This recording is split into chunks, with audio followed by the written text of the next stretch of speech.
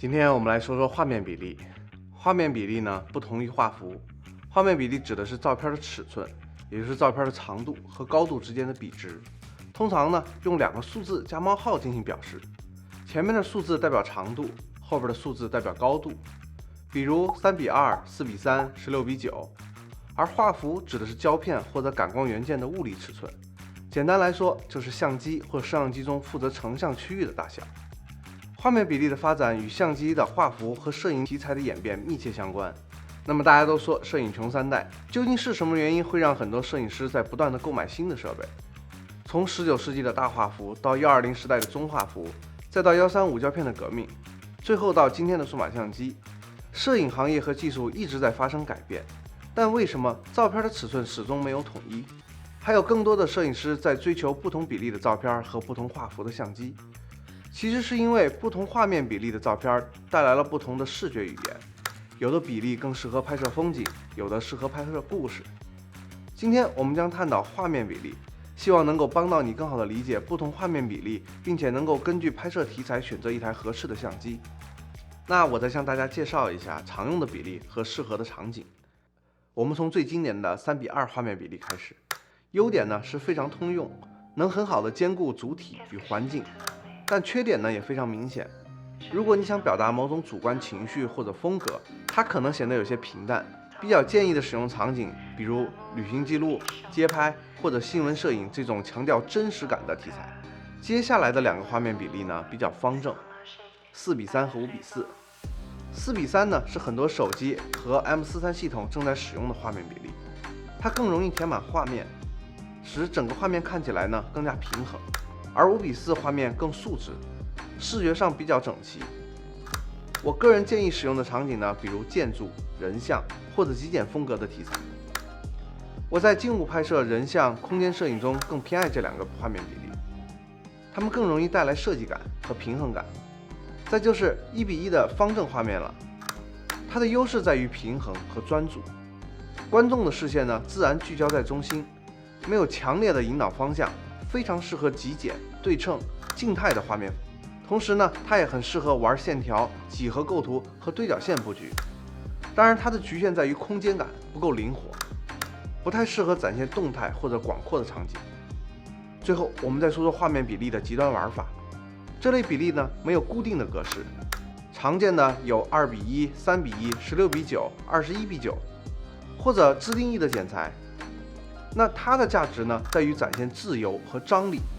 横向拍摄可以表现辽阔的风景、云海、山脉、湖泊；纵向拍摄呢适合表现瀑布、高楼、森林以及极简的线条。特别是风景中带有雾气、水流或者动态云层的画面，这种剪裁方式反而更容易地展现出拍摄的主体，又减少了周边物体对整体画面的打扰。我们在店里看到的蒙头特别大的相机就是大画幅相机。大画幅相机用的胶片呢是单张胶片，它的胶片尺寸通常是4×5英寸，差不多呢是10×12厘米。常见的呢还有拍摄尺寸为5×7英寸、8×10英寸的大画幅相机。大画幅的优势呢是细节极其丰富，适合放大。缺点呢是大画幅相机非常笨重，摄影师需要携带三脚架、片夹、暗带，导致机动性变得非常差，在拍摄新闻、战地摄影和街拍时非常不方便。所以呢就有了中画幅相机。到了中画幅时代，已经开始流行使用卷式胶片了，不像大画幅使用的单张式胶片那么频繁的换片。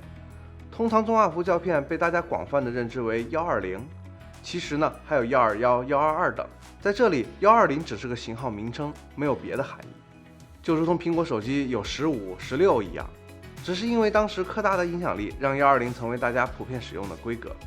中画幅相机拍摄的画幅尺寸呢，通常是6×6、6×7、6×9、645、612等等。6×6指的在120胶片上的尺寸呢是6×6厘米，也就是经典的1:1正方形的照片。在120胶片上可以拍摄大概12张照片。那645呢就是6×4.5厘米，也就是4:3的比例。这个比例的出现是因为在120胶片上能够拍出15到16张照片。相比于1:1的比例只能拍摄12张照片而言呢，可以有效的降低成本。而6×7、6×9、612这些尺寸普遍是作为性价比更高的大画幅替代品。到了二战左右，3D 摄影需要更便携快速的相机，而中画幅仍然较大较慢。各大相机和胶片厂商为了满足这一需求，开始研发成本更低的胶片。135胶片时代诞生了。135胶片每张胶片的底片呢，尺寸是24×36毫米，画面的比例呢是3:2。拍摄这个尺寸的相机呢，就被命名为全画幅相机。全画幅相机的特点是体积小、轻便，而且还能提供足够的画质，所以这个比例迅速被新闻摄影和纪实摄影广泛应用。随着日本工业的崛起，让135胶片成为消费市场的首选。在全画幅相机发展的同时，镜头也跟上了时代的步伐。镜头质量的快速发展为数码时代埋下了伏笔。到了数码时代，早期的数码相机为了继续使用135全画幅相机的镜头，把数码感光元件的尺寸呢设计成了和135胶片一样的尺寸，所以感光元件的画幅也和135胶片一样，画面的比例呢也是3:2。而数码相机也顺理成章地沿用了135胶片相机的名字，从全画幅相机变成了全画幅数码相机。在沿用这个比例的基础上，专业相机未来的发展多数就聚焦在了数字化上。另外，你也有可能听身边的朋友说过 APS-C 画幅，它其实本身是一个胶片的格式，在1996年由柯达、佳能、富士、美能达联合推出，全称呢叫做 APS Advanced Photo System 高级摄影系统。总共呢有3种不同的格式，分别用 H、C 和 P 来进行表示。H 表示了高清高画质格式，画面的比例呢是16:9。C 呢是作为一种经典格式，画面的比例为3:2。P 是以全景格式，画面的比例呢是3:1。而我们常说的 APS-C 就是沿用了经典格式3:2的比例。在数码相机发展初期，全画幅传感器因为生产成本较高，因此很多厂商采用了更小的感光元件尺寸，大致接近于 APS-C 胶片的尺寸。比如佳能 APS-C 的传感器尺寸呢，约为22.3×14.9毫米；尼康、索尼、富士等 APS-C 的尺寸呢，约为23.6×15.7毫米。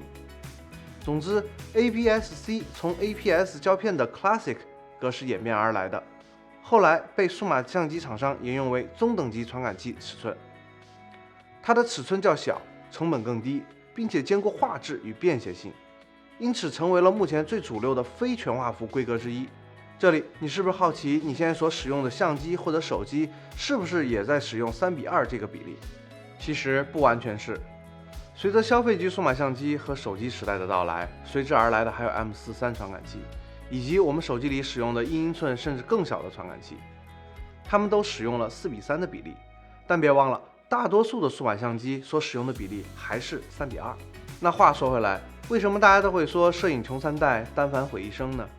我们刚刚说了那么多画面比例的由来，虽然数字时代可以进行后期的裁剪来调整画面的比例，但画质会有一定的损失，可能会让裁剪后的作品无法达到可用的画质，更不要说那些追求极致的摄影爱好者了。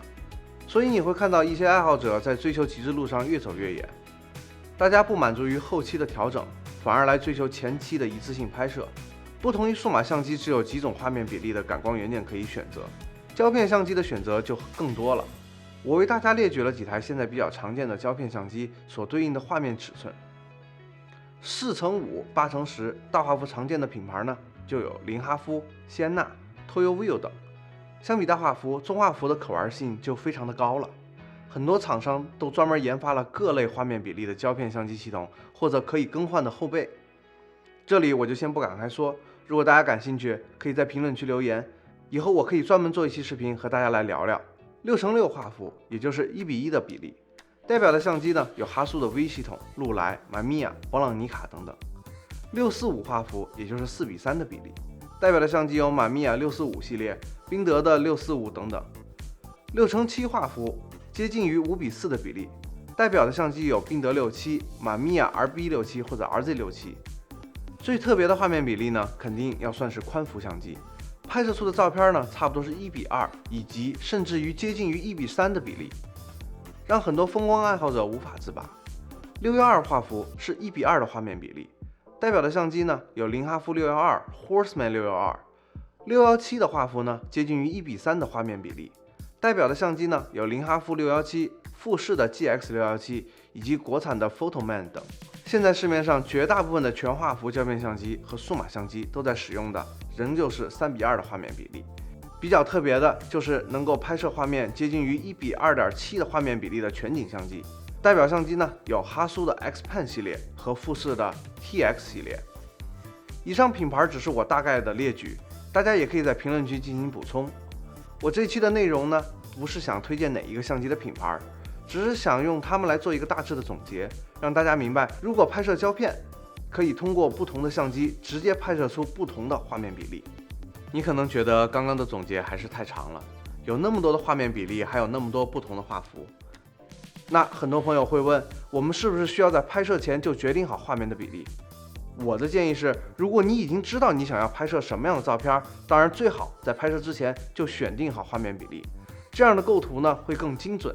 但如果你只是想记录或者拍了才想构图，那拍完后来剪裁也是可以的，但只是要注意剪裁后可能会损失一定的画质。我自己也会经常在后期进行裁图，主要是为了改一下比例，那照片的氛围呢就会有很大的改变，所以最好要有比例意识。摄影就是一边拍一边探索的一个过程，没有哪一种是最好的，只有最适合的。其实画面的比例不是参数，而是一种表达方式，它决定了照片的结构、节奏以及情绪，直接影响到了你与观众的沟通方式。所以我建议，如果你总用3:2拍摄，不如可以试试1:1或4:3的画面比例。如果还没有尝试过全景裁切、超宽比例的画面，试试看，你会发现仅仅只是换了个比例，照片的气质完全不一样。当然，你要是对摄影有爱好或者专业的摄影人士，为了满足不同拍摄的需求，那就需要不同的相机。在一个相机满足不了你极致追求的情况下，就需要不断的更新你的设备。